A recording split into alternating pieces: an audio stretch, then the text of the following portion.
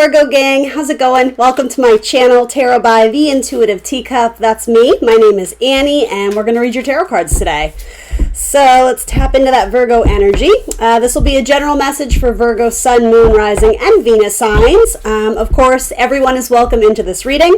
I just ask that you come in with an open heart, with an open mind, and only take away what resonates for you. If something feels strange or foreign, please release those messages. Assume that they're going out to someone else who needs to hear them. Other than that, you are responsible for all your own actions and decisions. Let's try and have some fun. And thank you for your patience, Virgo. I accidentally took 2 weeks off. I took a week off and then it mushroomed. I'm going to be honest, because of the solar eclipse, my energy was so bad I couldn't read. So my energy's back and I'm good to go. But thank you for your patience. I know some of you were messaging me like, where are you? So that meant the world to me. Anyway, here we go for Virgo. So you have an ending and two new beginnings. For some of you, it actually feels like there could be a very formal proposal with a Scorpio. It could be a very important business contract, something that it's almost like requires a signature of some kind with a Scorpio. Interesting. Closing out the cycle, especially if you... This is so specific, and also it's not meant to put fear in you. If this isn't your message, you'll know it instantly. But if you have been working through the grieving and the loss of losing a loved one, particularly a family member, there's something about that cycle where it's come to a culmination, and it's like, this sounds so tacky to say, but it's almost like the paperwork aspect of it is done, so it's like a weight off your shoulders. That could also be a metaphor for something else. I don't predict death on my channel ever, but, you know, it happens in life. So some of you, if you've been going through that process of, again, please pardon my lack of tact, but it's like, you know, checking the boxes of what you need to do when you're going through that process. I don't know why that's coming up, but I'm almost hearing like a death certificate or something like that. And that may mean something to you entirely different. Some of you, for some of you, that's almost a message of like spiritual wisdom or spiritual knowledge. If you've been doing even a lot of shadow work, it's not that you're necessarily getting a degree in it, though some of you I would offer this is a psychology degree, very much closely associated with Scorpio, and yeah, almost like Criminal Minds-esque type stuff. Some of you may be looking into something with psychology, again, Virgo energy ruled by Mercury, the mind, how things work and operate. That would make a lot of sense to me.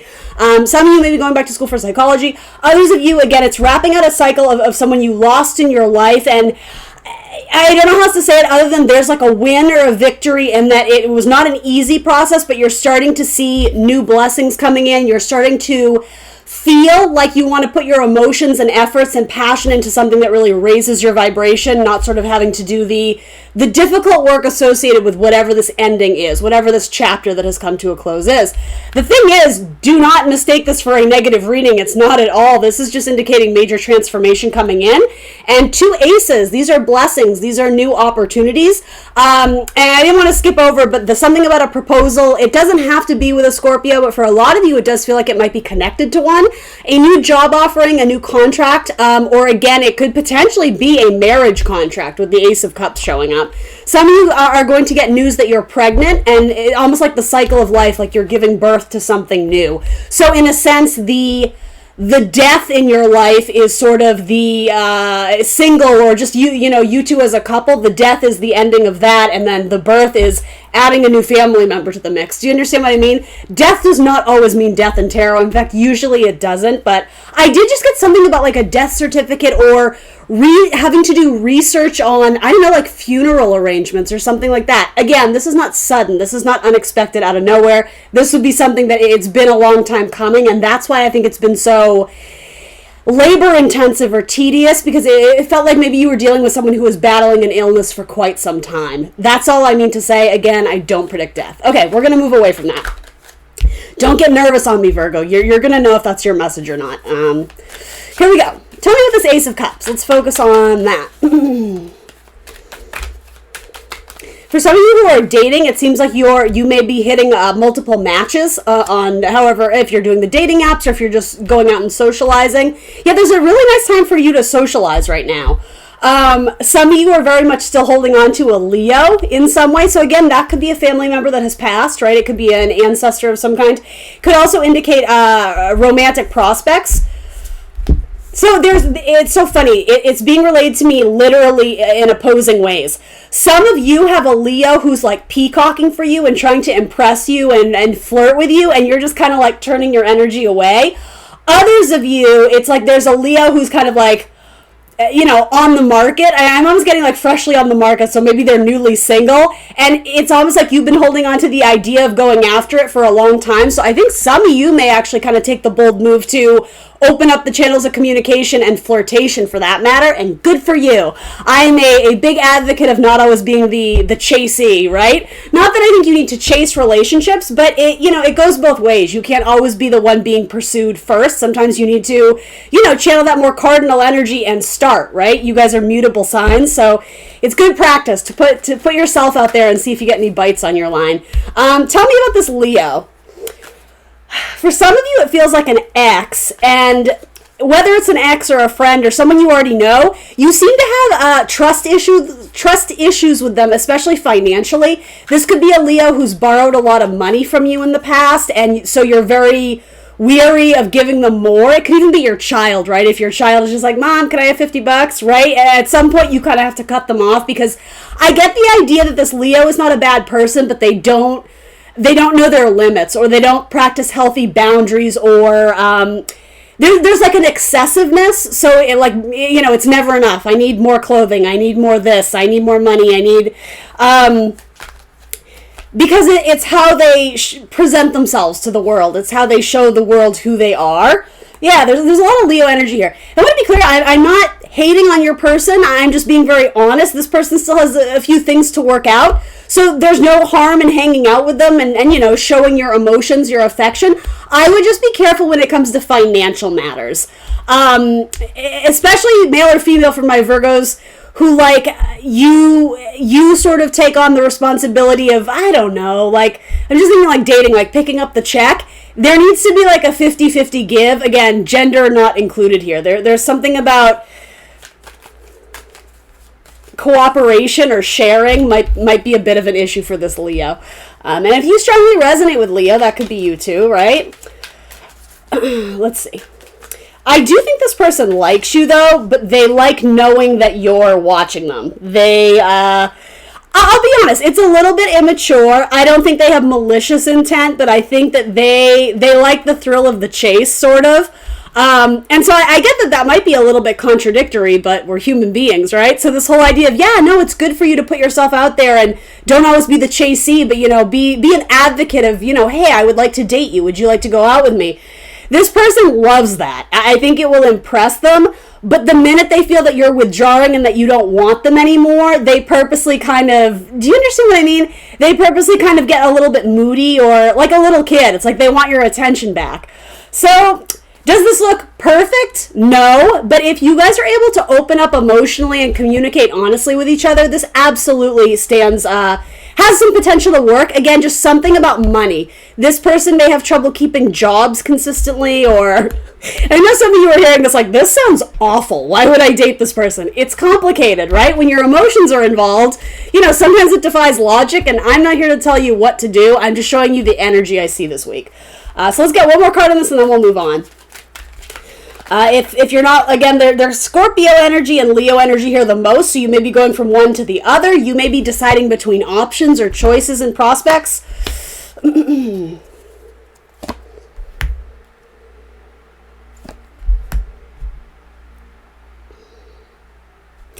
person is a very creative spirit. I think this person may lack a little bit of stability, but it's not to say they're not capable of it. They're just very much a student in that aspect of their life still. There's a very good likelihood that the lack of stability in their job experience is actually a major indication that they're actually wanting to go back to school to pursue something of more substance, or that they just have their interests, their passions are very fluctuating. They change a lot. So this person may end up going back to school to get a very important degree in something that they would actually put their heart and soul into and not have to leapfrog a lot. So I actually think that would be very good for them. And I think I don't know, there's something about a conversation they had with you about going back to school or wanting your opinion. They may even ask you to like look at their resume or give them notes on something that they're applying for something. It could even be a loan or something like that. And they absolutely value your opinion, especially if you have strong Cancer in your chart, Virgo. Yeah, this person would be an excellent student, an excellent teacher, because they have a presence. You know it. Like when they walk into a room, there's just like people are intrigued by them. And so if they can use those kind of, I will say like maybe leadership qualities, but they're just simply their persona, their presence, that is really like, it's a skill that they have, but sometimes they're using it in a more shadow side energy where they crave the attention. But if they were to kind of utilize it and channel that energy into something that could earn them money, for instance, entertainment or whatever, right? Very Leo-esque qualities. This person has like a really great future ahead of them, but I think you have to be gentle and, well, you have to be gentle but firm on setting boundaries, especially financial ones. But you will have to be patient with this person because they still have some growing and maturing to do, like we all do, right? Anyway, that's that one in a nutshell. It doesn't have to be a Leo, but I would imagine it's someone who has very strong Leo in their chart. Maybe a moon in Leo or a Leo rising or something like that. They're a tremendous writer. They may end up being a professor or a teacher or working with children, or I see them doing a lot of writing. So anyway, and they dress nice. There's definitely that like the physical appeal is totally there. And intellectually, the appeal will grow, I think, the longer you guys hang out. And some of you guys already know who this is. This kind of has a little bit of, I don't know if you dated them, like on again, off again. I don't totally know what the deal is there, but I'll be honest. I don't have any cards where I'm like, nope. I don't have any like 8 of Swords, 9 of Swords, Devil, Tower. I don't have any of that. I just have like a little bit of immaturity. They want to impress you, and it comes off as very like roll your eyes, like, oh my gosh, they're so egocentric. It's not that. It's just that they want you to like them, and that's the way that they know how to do it, is to kind of peacock, you know?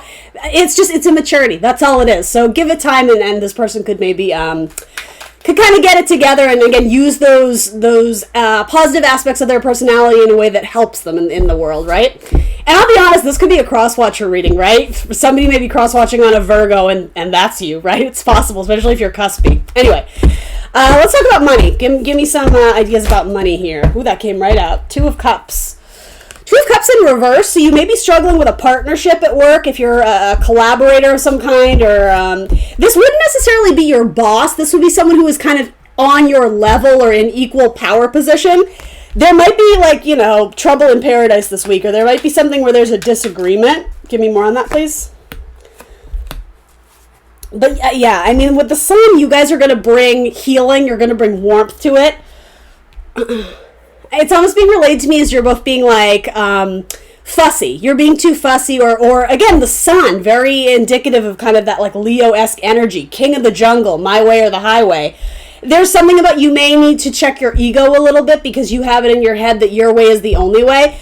You're both very adamantly or very strongly defending your ideas, but it's like someone's got to give a little, or really both people may have to give a little, or just negotiate more in order to reach a settlement or an agreement. It could even be something like a legal suit. That's not the first thing that came up. But yeah, this doesn't have long-lasting potential, but it definitely has the potential to ruin your day or ruin your week. So forewarned is forearmed, right? I wouldn't let this spin out of control. I would not, very important, I would not do office chitter-chatter, or wherever you work, don't make this like a us against them, or like I'm hearing things like rumor mill, mean girls. Like, don't make this more drama than it needs to be. It's centrally focused, I think, with one main person. And so you just have to nip it in the bud. Like, people argue. It happens, right? So don't spin this out of control and make it out to be a bigger monster than it is, because it is giving you anxiety. This is like losing sleep over something because it's like you're pissed off about the thing they said. And so take a breather, take a breath, but, you know, mind, body, spirit, come in with a good attitude, and, like, you guys will work your way through it. I just see you having a disagreement this week, you know. I don't know what that has to do with money, but I'm assuming this may have to do with, maybe it's a conversation about your money. If it's with your partner, for some of you, it could be with a husband or wife, especially about finances. And And some of you maybe, if you are in a marriage that is struggling a little bit and you have children or a child, this child is very aware of sort of the negative energy between you guys. Like, even if you're trying to be private, like, they hear you fighting. And so just be very cognizant and try to remove the child from that situation or whatever that would be. It's like I don't know how to say it. There's negative energy and your child is absorbing it, especially if they're a water sign. It's like they naturally, like a sponge, they absorb what's around them. So arguing and fighting, it's starting to give the people around you, whether it's your children or your coworkers, whoever, it's giving people around you anxiety. And it's what is the word? It starts off small and then it's spreading. It's like this small little argument has huge potential to just be really blown out of proportion. Mushrooming. It's mushroom. Is that the word? Mushroom? It's mushrooming. You guys know what I'm trying to say. Yeah, I don't know how else to say it. Just you have to nip this in the bud and not let it spin out of control as best you can. Yeah, don't pick fights. This is a silly argument that is not worth losing friendships over if this is someone you're very close to and you have an established loyalty. I don't think this is someone who's looking to backstab or do you dirty or anything, but you may interpret it as that because I do feel like this is someone you have a very close connection with. Two of Cups and the Hierophant. Again, it could even be a marriage partner, but it almost seems like your best friend does something or says something or your work bestie. And all of a sudden, you guys are kind of at odds with each other. And honestly, universe to me is saying, like, but why? Like, we work so well together. There's a lot of warm energy between us and creative energy here that's good. So maybe it's good because you guys really do push each other to grow and be the best versions of yourself. And that's not always the most comfortable energy, right? Going through that kind of change and individual growth. It's not always fun. It's not always easy, but it's very necessary. And that's what the sun does. It gives life, right? It creates life on earth that allows nature to grow and thrive. And that's what this is. This is an opportunity for growth. So don't look at it as, oh my God, I'm isolated and now everyone's mad at me or whatever this is, right? This is letting kind of your thoughts run wild and allowing your thoughts to start driving the bus when really the thoughts aren't true, right? Your head is kind of spinning out. So meditate, take a breather, get yourself back to your center, whatever you want to say. You guys will move on from this. In fact, having this very important conversation, which I do think starts off as like some sort of fight or agitated energy, it actually results in something changing that opens up a new door or opens up new potential. It's almost like there was a flawed system or a flawed plan, and it was like no one was willing to address it, or it was flying under the radar. Something had gone unaddressed for so long and all of a sudden like it couldn't be ignored. And so again, there may be fighting or bickering about it, but ultimately it's to pinpoint the major issue, which is something in this system, in this group, in this dynamic needs to change. And from that, awkward encounter, it actually sheds light on an issue of how to liberate yourself or your company or whatever from this problem. There's tremendous growth and liberation that comes from this. It's a good thing. I promise you it's a good thing. But there's going to be some hurt feelings. Again, not forever. This is like a day or two, or as long as you choose to make it this and not this, right? Eventually it will get there, but your attitude, your attitude and the way you handle this, the way you choose to react, I would not be reactive. I would not be salty. I would not be, I'm hearing the word temper. I would not be feisty about this. I would have open communication and be honest, but be solution oriented, not just to say that thing to get back at that person. Because I don't know, I do kind of see a team working together, but it's like something needed to be addressed that was overdue. This could even be a family dynamic, right? I don't necessarily think it's like an intervention, but who knows? For some of you, it might be, right? Do you understand how that would make sense? It's uncomfortable, but it doesn't mean you shouldn't do it anyway. Last but not least, give me one more on this. I don't know. I'm wanting to say Scorpio, but whatever this is, I think it's a transformation in your love life. New words, new messages, new proposals, communicating about our feelings for one another is sort of what I'm getting there. The color white is very important. So white I always associate with like purity or spirituality, but I don't know, white dog, white house, white car. I don't know what that is, but yeah, literally she's wearing a white shirt. I don't know, something about that is important. I know those are very general, but maybe that's someone's last name. Like, I don't know, I'm hearing white.